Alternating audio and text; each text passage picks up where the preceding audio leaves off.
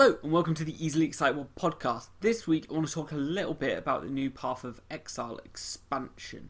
I want to break things down a bit and get into how I went through the campaign, how that was, new expansion to the end game and the new league mechanic itself. The update called Conquerors of the Atlas / Metamorph came out on Friday the 13th of December, and the patch notes indicated a significant change in boss health throughout the campaign and into the end game. There's a new end game introduced, replacing the old end game, and then a new league has begun, which is a 3-month temporary mechanic which might or might not be incorporated into the main game and kind of test out what they want to try out and see whether it fits or belongs in the game. Right now I don't see how the metamorph mechanic will fit into the game, but that's kind of a point for later to consider.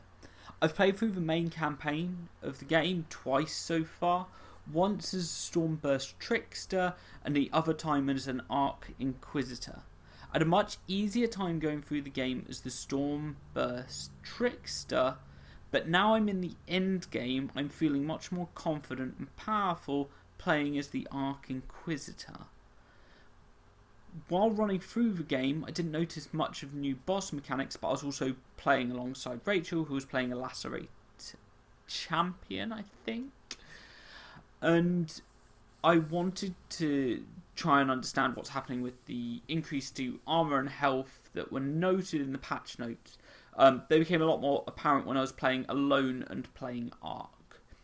The boss fights lasted longer and were a bit more interesting. I really enjoyed running through as the Stormburst. It was good fun. And Arc was a bit slower. It was easier to clear areas and more difficult to do boss damage, but that's kind of one of the things about Arc anyway. And that's just something I'm going to have to deal with. It will come up a few times more. As I went further along and have got higher in the levels and have played more of the end game, the Arc build's coming together in a way that the Stormburst build wasn't. The Stormburst build I'm following is from a guy called Isaro, and he put this video out and people are like, oh, I'm probably going to start with that. Actually, many of the people that I've talked to, play with and have seen online have given that a go, and it's led to the items that are needed for that build to be much more expensive.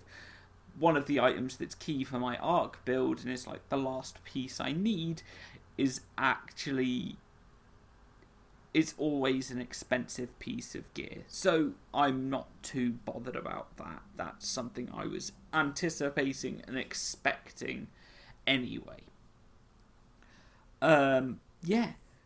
So now I'm in the end game and I've played through the main campaigns. I did notice a difference in the leveling just because it was a bit more challenging in certain areas, and I knew that boss damage was going to be a bit problematic. The end game expansion, Conquerors of the Atlas, has seen a significant shift of the end game system. So before there was an Atlas where you would use maps and try to get from the four corners to the centre of the Atlas to try and take on the boss that was there. Now there's 8 different regions, I believe, on the Atlas, and they're all segmented into areas where you can socket watchstones to make the region tougher. And so far, to get a watchstone, you need to defeat one of the new Conqueror bosses. I've taken down 2 of the Conquerors so far, and I've tried to do them with their conditional challenges so that they're not as difficult later on when I try them at a higher level, and I can just try and burst them down with damage as quick as possible, and I don't need to worry about anything. The boss fights themselves are interesting and very mechanical. One of the bosses is on a grid that's 4x4 squares, and the squares in turn, like when he shifts phase, will become highlighted and they will drain your life and your mana and inflict lightning damage on you. I guess the draining life is actually you being inflicted with lightning damage. And as those are laying on the ground, you have to avoid being in those areas. It's a very interesting boss mechanic. There's another one where they have whirlwind around the edge of the arena. You've got to not step into that, and then the boss itself casts whirlwind attacks that move around, and you've got to avoid all of those. What I've played from them so far, they've been a lot of fun. They've been manageable, but I am also on the lower end of the end game right now, and I'm not sure how my build's going to fare when the damage needs to increase. It's good fun. I like it, and yeah, I really enjoy what's going on. The maps themselves seem to be far more available, but it is difficult to get to higher tier maps initially. You do need to socket things in and figure out what's actually going on. I'm still working on it and trying to understand it. As for the new league itself, Metamorph, there is a lot going on. You go into an area, any area that you're going to, and there are monsters. Though some of those monsters will drop body parts. You need to combine 5 body parts to create a kind of new boss for the area, and the boss will drop rewards based on the parts you've picked up.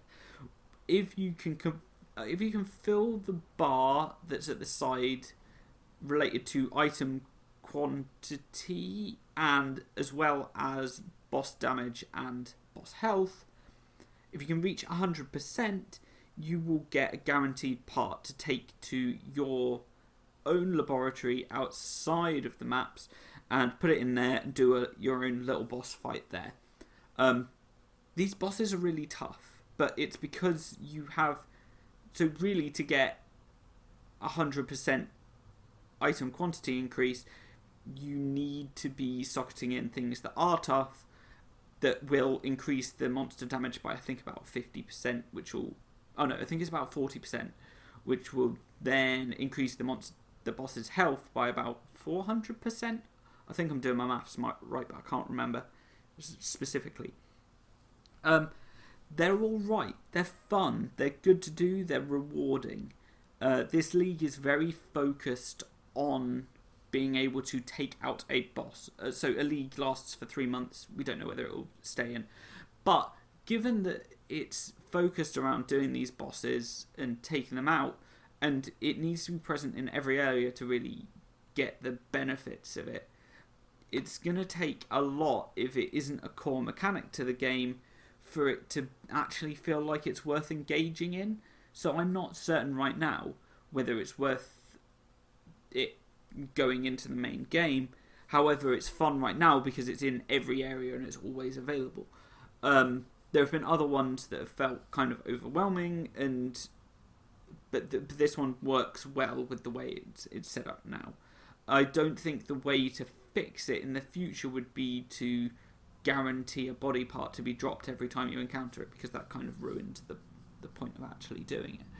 So it's interesting. The league's not even been out a week, but I enjoy it. It's good fun. And yeah, those are kind of my thoughts at the moment of what's going on in Path of Exile, especially since the Conquerors of the Atlas update. I'm looking forward to seeing more of people's strategies and stuff coming out of the first few weeks of gameplay, and like what kind of builds have been established to be good. I know there's some good ones out there right now. I might play my Stormburst again.